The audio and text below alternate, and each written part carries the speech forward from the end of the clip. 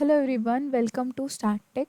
So in today's video we are going to discuss Spark advanced interview question. So let us begin. So first question for today is, what is the difference between lineage and a DAG? So what is lineage? Lineage is a logical plan which is created by RDD, and DAG is created when we call an action over the RDD. So logical plan, that is lineage, is submitted to Catalyst Optimizer, then it will generate a plan DAG to DAG scheduler. DAG scheduler, it will create a physical plan. It will divide it into stages, which operation can run in parallel and which would require shuffle. That is decided in the DAG. Then DAG is basically in implementation and scheduling point of view. Lineage is more for the dependency. Like in case of failure, it can be recreated. That is fault tolerant. And how it is fault tolerant, we have discussed in our previous video. I'll keep the video in I button. Please watch it. Next question for today's is, in your project you did some optimization, or how you did optimization in Spark. So answer to this question can be many, but mostly people answer like using reduce by and something like that. But what I have seen in the projects also is using cache or persist, using a broadcast join, using predicate push down, using Windows function rather than using group by or reduce by. Using Windows function is more beneficial than this. File format, using Avro or ORC as a file format. Then data serialization. You can use Cryo or Java. Java is normally used, but Cryo also gives better performance. But in that case, you should know like how to set up and what configurations we need to set up, so that you need to check while answering Cryo for this question. Okay, next question is, can executor in a Spark update value of a val? So pause this video for a second and then wait for the answer. Okay, this is the answer after you pause question. So answer to this question is, like, you can use accumulator. You know what is accumulator? It's like a shared variable which copy is kept in the driver, and it is submitted to all the populated to all executor, and executor will update the value. So this is what we are achieving here, right? Val accum, and we say what type of accum. It's a long accumulator, and we are updating it at the executor level. So this is a tricky question and can be asked.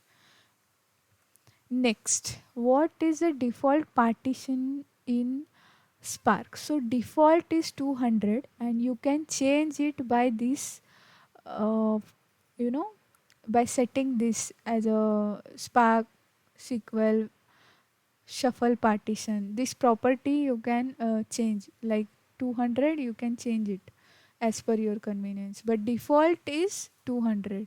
And this also require changing this also, you need to be sure like what is your underlying hardware, but this is the property. Then can you explain what happens internally when you submit a Spark job? Now we know that if you are reading a data, or if you are reading a table like a employee table you are reading, then you are doing some transformation. But under the hood, what all things happen?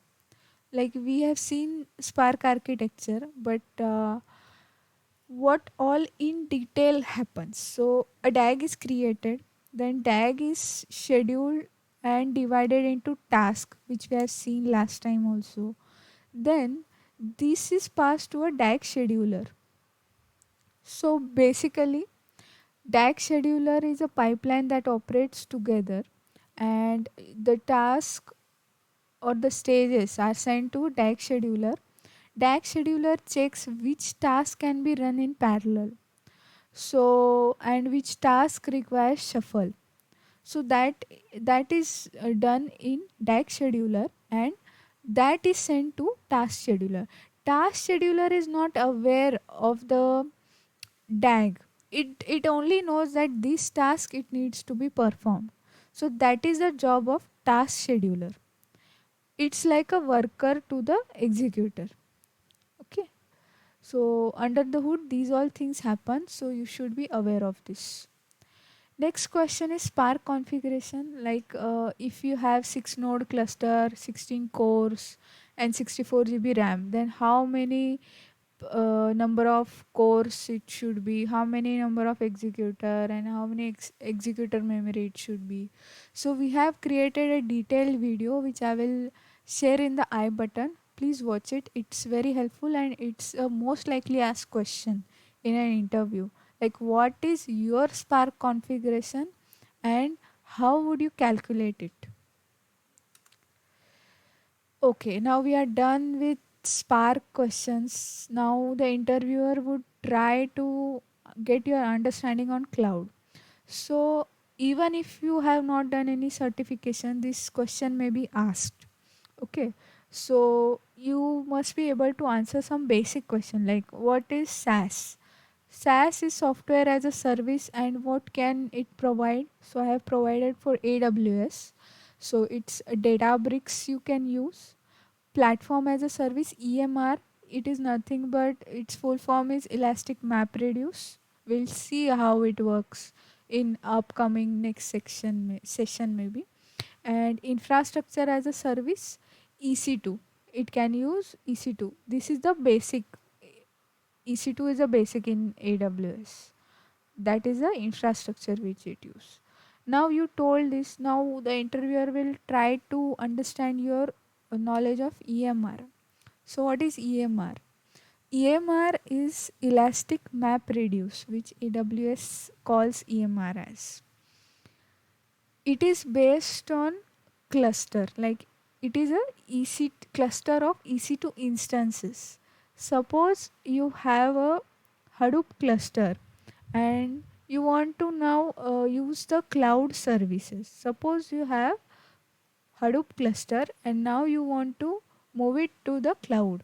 So how can you use it? Using your existing hardware, using EMR. Using EMR service on cloud, you can use this. You can leverage this policy. So there are three types of node in EMR: master node, task node, and core node. So what is the difference between these three? You should understand this. So difference between these three is master is like a leader node which tracks and monitors cluster health.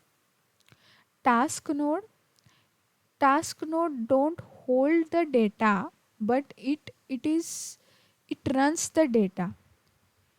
It runs a computation. It's like a you can call it as slave node. It runs a task for you.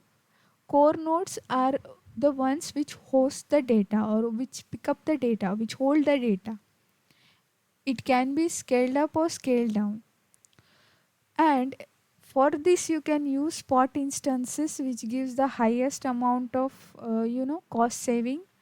An EMR can be a transient or it can be long running. Suppose you have a short job, you can use a transient, like you create EMR, then you do your job and then just shut down the EMR so that you can save the cost using EMR. So these are the questions which can be asked in an interview from cloud perspective. Please let us know in the comment section below that on which topic you would like to see a video more, like uh, AWS or cloud related you want to see more, or Spark related, or a combination like which we prepared today you would like to watch such content. So thank you for your time and do comment and do subscribe to our channel. Thank you and bye bye.